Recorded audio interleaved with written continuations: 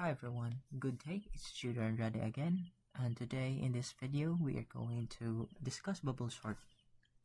So what is bubble sort algorithm? Bubble sort is the simplest sorting algorithm that works by repeatedly swapping the adjacent elements if they are in the wrong order.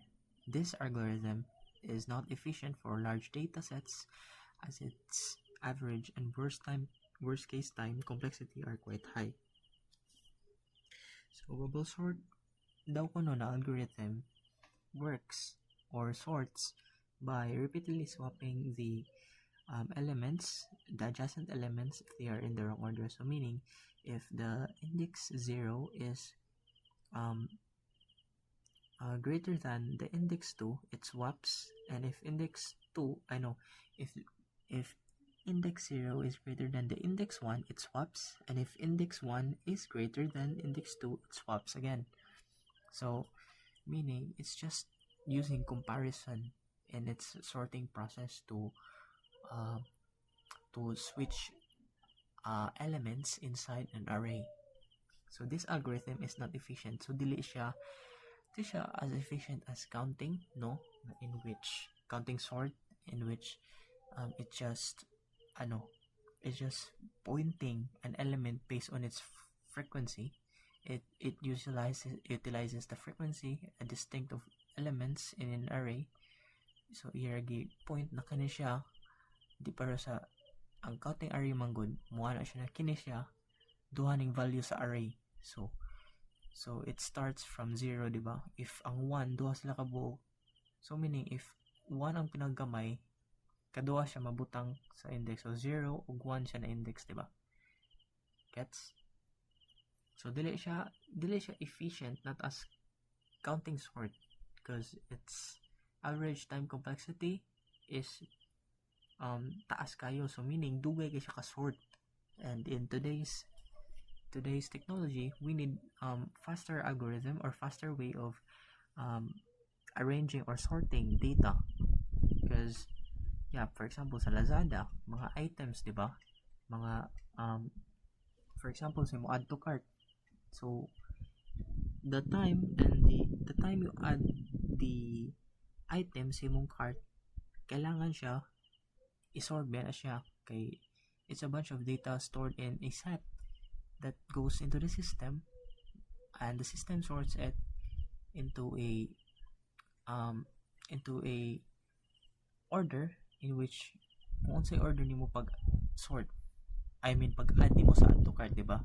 So it will reflect on your application the sorted items in your cart with this algorithm, using algorithms to sort.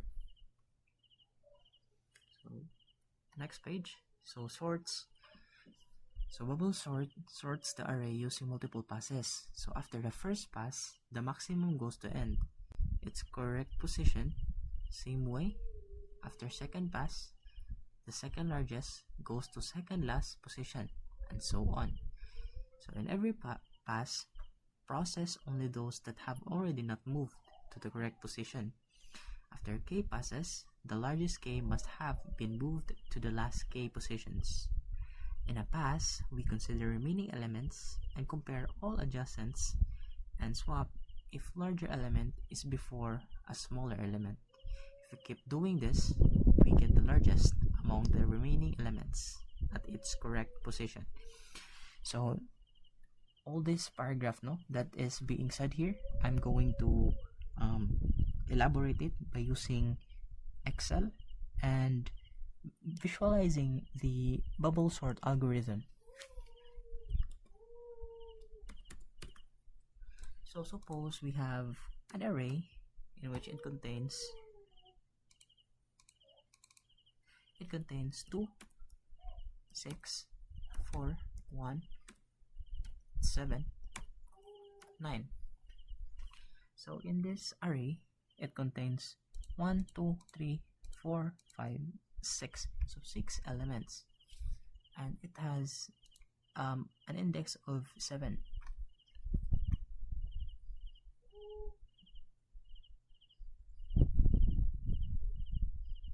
oh no, wait, 2, 4, 0, 1, 2, 3, 4, 5. It contains 5 indexes and 6 elements. So suppose we write it here para mas dali, di ba? So 2, 6, 4, 1, 7, 9. So inani siyang bubble sort. So is 2 greater than, is index 0 greater than index 1? Let's put index. So index, kaya siya element,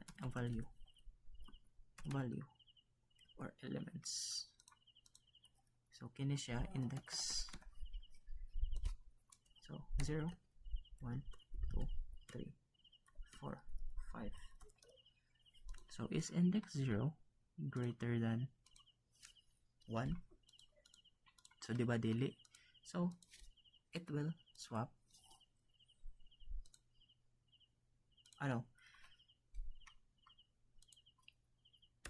is index 0 greater than index 1? So diba true? So it will not move. So let's compare this. Is index 6 greater than 4? Yes.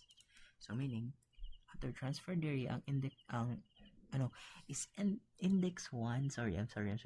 Is index 1 greater than index 2? Yes, it's true. So we're going to transfer the value 6 into index 2. So next, is index 2 greater than index 3? So yes, gyapon. Bali na po na dira. 6. So is index 6 greater than 7? No. So dili na siya iirog. So next, element. Value. Is index 4 greater than index 5? No. So kini sila, dira na sila. So balik na punta sa start. Is index 0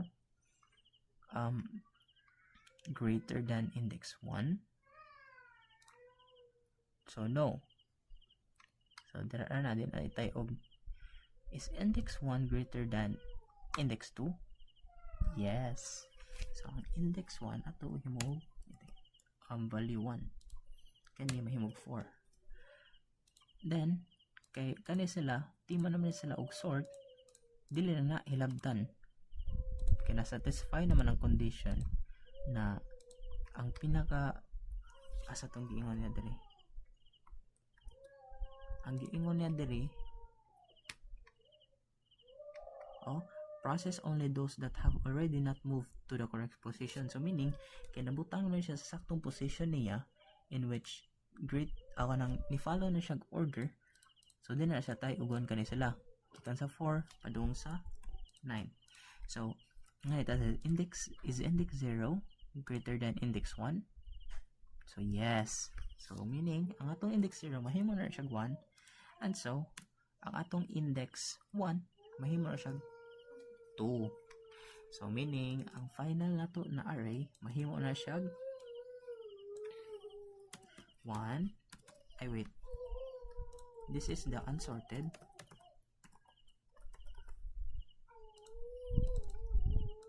And this is the sorted.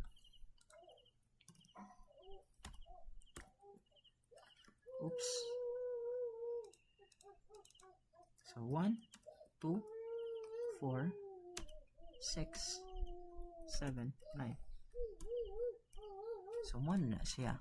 Inani na siya. 1 na sorted siya. And this is the unsorted array. So let's head over the coding, no? The coding part. Ako i-explain ang flow niya. So we have here a code or bubble sort example from Geek4Geeks na website, no? So we have here our main function, and we initializes or we declared an array that contains values of 64, 30, 34, 25, 12, 22, 11, 90. So, nag-declare ta direct an int n in which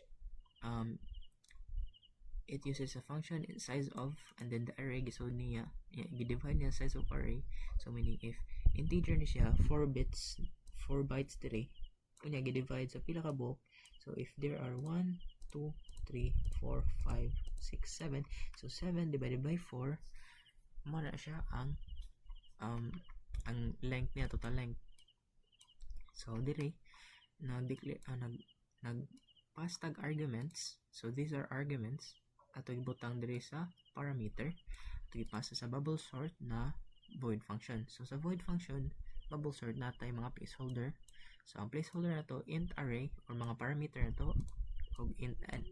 So, nag-declare ta dire variable na int I and j. Kanya, boolean na variable, and the variable name is swap. So, nagimutag for loop. If I for loop, I is equal to 0. So, nag-initialize tag I, 0. So, if I is less than n minus 1, so if it doesn't meet the condition, it will increment by 1. So, if swap is false, so why false? Because it's a boolean. So, if swap is false, if dili pa siya true, musod siya sa second na for loop. So, for j, initialize to 0.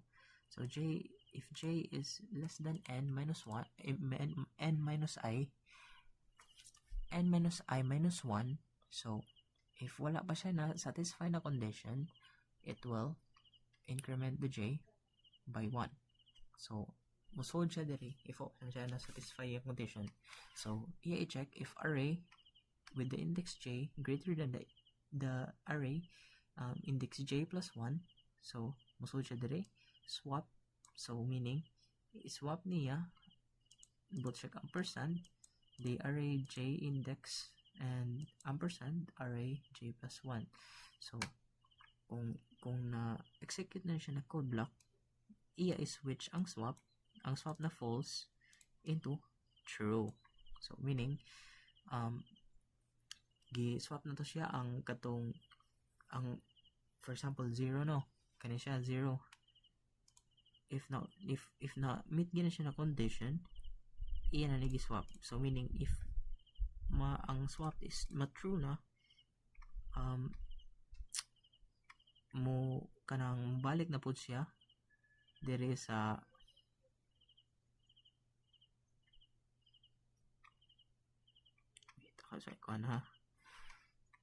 so swap so ni pa dong swap. So void swap iya gihatag ang if rj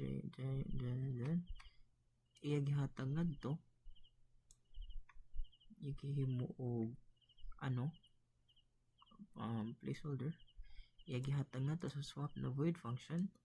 Sa void function natay int parameter, integer na parameter with xp and yp, and here inside the swap function we initialize the temp. So ang temp na to is equals to a parameter xp. So kani siya utilize niya sa temp or temporary na integer. So dili parameter, pointer dai, asterisk is pointer xp is equals to pointer yp variable.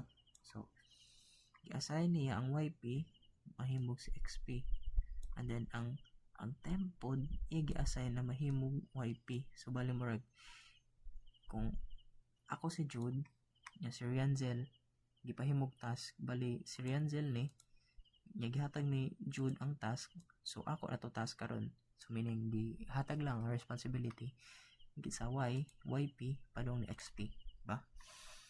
So iya gihatag diri, and then sa temp so xp.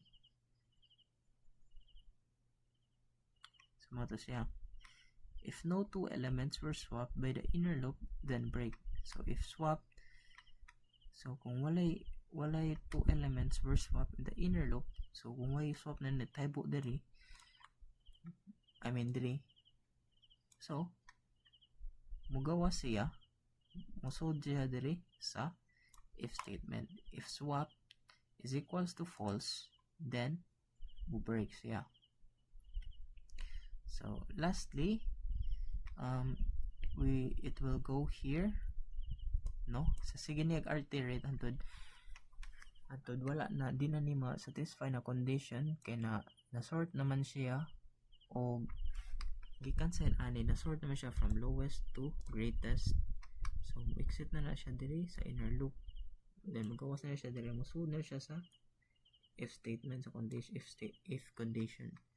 Pag suod niya sa if condition, musud siya sa break, and then pag suod niya sa break, mga na siya sa next na function. So void ang print array. So ang print array na siya ay ang parameter na integer array and integer size. Nag-initialize siya og variable na integer which is I, and then nag-create siya for loop na for I is equal to 0, I less than the size, and then I will increment. So this is the printing process, guys. So printf, then this format specifier and a space array that I. So ang iyang gitawag na variable is ang array with the index of I. So start siya sa 0 and then so on until mahurot ang array na i-iterate ngadto sa present. So if i-print na nato siya, ang output, this will be the sorted array. So 11, 12, 22, 25, 34, 64, 90. From 64, 34, 25, 12, 22, 11, 90.